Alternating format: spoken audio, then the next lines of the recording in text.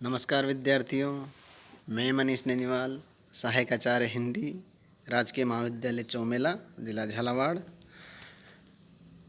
हम पढ़ रहे थे केशवदास की रामचंद्रिका से लिए गए प्रमुख अंशों के बारे में।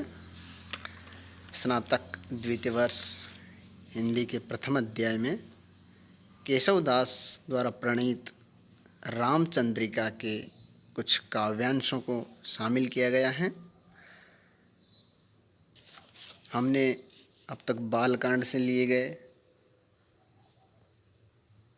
कुछ पद्यों, अयोध्या कांड की वन यात्रा से संबंधित पद्यांश और अरण्य कांड से पंचवटी प्रसंग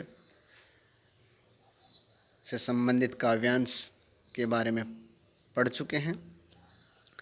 आज हम रामचंद्रिका के सुंदर कांड से लिए गए सीता दर्शन नामक प्रसंग के बारे में अध्ययन करेंगे। सीता दर्शन जो सुंदर कांड नामक अध्याय से अवतरित है।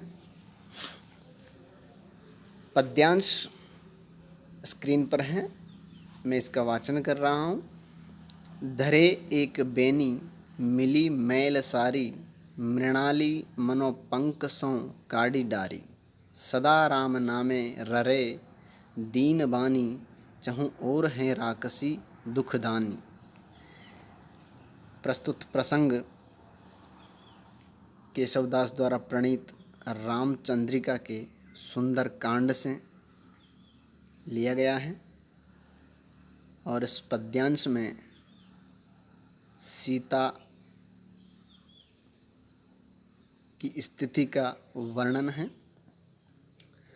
इस प्रसंग को सीता दर्शन नाम दिया गया है। जब रावण सीता को उठाकर लंका ले जाता है, उसका हरण कर लेता है और उसे अशोक वाटिका में राक्षसियों के निगरानी में रखता है, तब राक्षसियों के बीच में सीता जी किस प्रकार रहती हैं, किस प्रकार चिंतित और दुखी रहती हैं, उसी प्रसंग को लेकर यह पद्यांश रचा गया है। धरे एक बेनी मिली मेल सारी। सीता जी के बारे में कवि कह रहे हैं कि धरे एक बेनी, बेनी यानी चोटी, वेणी।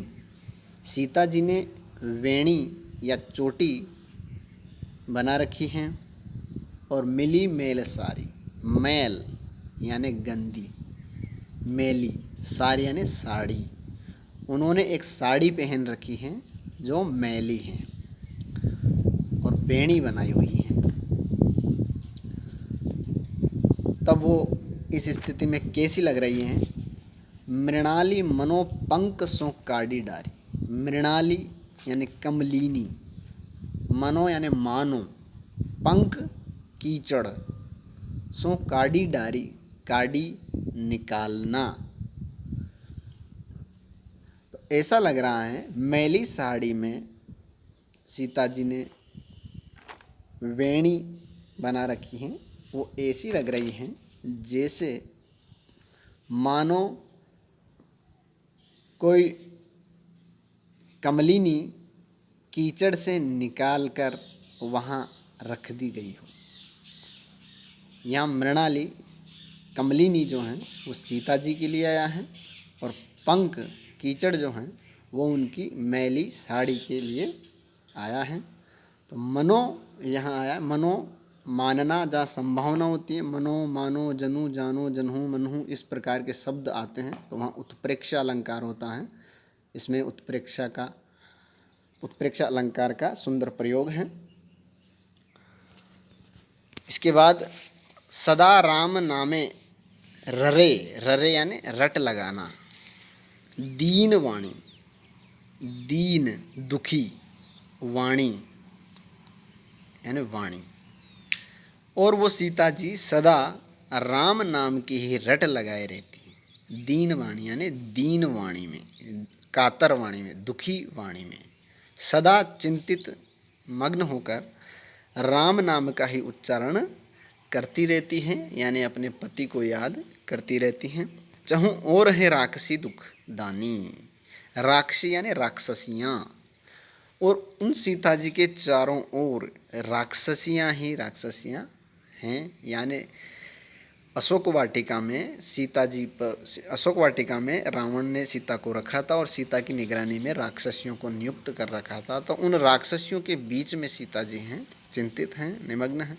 दुखदानी, और वो राक्षसियाँ कैसी? दुखदानी, दुख देने वाली, यानी दुखी करने वाली उन राक्षसियों के बीच में घिरी हुई हैं सीता जी, इसलिए राम नाम का ही उच्चारण करती रहती हैं। तो विशेष में हम देखते हैं ब्रजभाषा साहित्यिक रूप में प्रयुक्त हुई है, और मृणाली मनोपंक सो काडी डारी में उत्प्रेक्ष अलंकार हैं। धरे एक बेनी मिली मेल सारी पंक्ति का सुंदर प्रयोग कवि ने किया है। तो अगला छंद इसी प्रसंग का है, सीता दर्शन, सीता जी की स्थिति अशोक वाटिका में, पूर्व पद से आगे का ही पद्यांश या काव्यांश है। ग्रसी बुद्धि सी चित्त चिंतानी मानो, किधो जीव दंतावली में बखानो, किधो घेरी के राहु नारीन लीनी, कला चंद्र की चारु पीयूष भीनी। इस पद्यांश में भी सीता जी की वही स्थिति, राक्षसियों के मध्य सीता जी दुखी, राम नाम का उच्चारण करती हुई, चिंता निमग्न, किस प्रकार की दिखाई दे रही हैं, कैसी स्थिति में हैं का वर्णन इस काव्यांश में किया है। ग्रसी बुद्धि सी, जिसकी बुद्धि ग्रसित हो जाए, ग्रसी बुद्धि के समान, चित्त चिंताणी, जिसके चित्त में चिंताएं हों, चिंता, जिनके हृदय में चिंता हो, चिंतित हों, जो चिंतित हृदय युक्त मानो, यानी सीता जी राक्षसियों के बीच में चिंता में निमग्न दुखी हैं और उनकी बुद्धि ग्रसी सी लग रही हैं, यानी उनके हृदय में चिंता समाये हुए हैं और इस प्रकार से ग्रसित बुद्धि के समान सीता जी लग रही हैं। मानो का प्रयोग इसमें भी है। किधो जीव दंतावली में बखानो, ऐसा लग रहा है चिंता निमग्न ग्रसित बुद्धि के समान सीता जी ऐसी लग रही हैं कि मानो जैसे कोई जीव दंतावली के बीच में होती हैं, यानी दांतों के बीच में जीभ। तो यहाँ जीभ तो आया है सीता जी के लिए और दंतावली राक्षसियों के लिए। दांतों के बीच में असुरक्षित जीभ के समान सीता राक्षसियों के बीच में चिंता निमग्न ग्रसित बुद्धि सी हैं। किंधो घेरी के राहु नारिन लीनी, कला चंद्र की चारु पीयूष भीनी।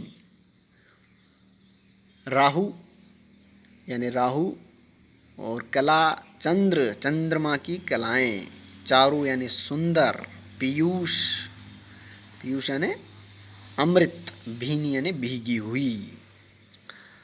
तो वह सीता चंद्रमा की सुंदर कला के समान अमृत से भीगी हुई लग रही हैं। ये चंद्र की कला सुंदर और पीयूष भीनी जो हैं सीता के लिए आया है और राहु राक्षसियों के लिए।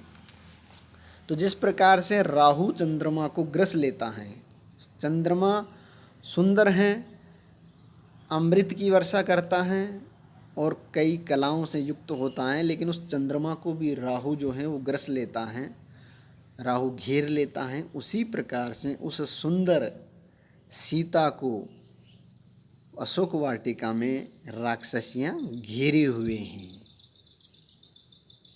ऐसा इसमें वर्णन है। किंदो घेरी के राहु, या फिर राहु ने घेर रखा है नारी नलिनी, उस नारी को। कला चंद्र की चारों पीयूष भिनी, जो चंद्रमा की कला के समान सुंदर और अमृत से भीगी हुई हैं, उसको राहु ने घेर रखा है, ऐसा लग रहा है। तो यहाँ चंद्रमा की सुंदर कला जो अमृत से भीगी हुई है सीता जी हैं, और राहु राक्षसियाँ हैं। तो राक्षसियों के बीच में फंसी सीता जी चिंता में निमग्न, ग्रसित बुद्धि, दुखी कातर, और राम नाम का उच्चारण करती हुई या राम को याद करती हुई चिंता निमग्न स्थिति में सीता जी को बताया गया है। इसमें भी मानों का प्रयोग होने से उत्प्रेक्षा है, बुद्धिसी में समानता है, किंधो जीव दंतावली में ये उदाहरण के रूप में आए हैं।